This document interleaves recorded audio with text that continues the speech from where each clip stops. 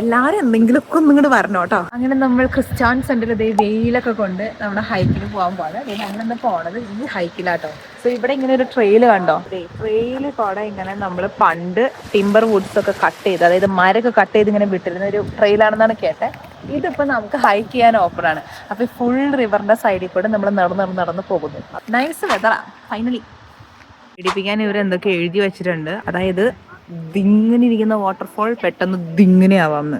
ഏയ് അയ്യോ, വലതുകാലം വെച്ച് കയറാം. ഇവരിങ്ങനെ കുറെ പേടിപ്പിക്കണ്ടല്ലോ.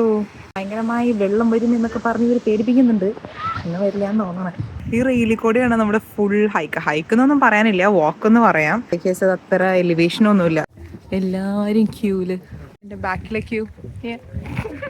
എന്താ ഭംഗിയില്ലേ, നമ്മുടെ അതിരപ്പള്ളി പോയൊരു ഫീൽ ഉണ്ട് കേട്ടോ. വെള്ളത്തിന്റെ ഒരു ക്ലാരിറ്റി നോക്കിയേ.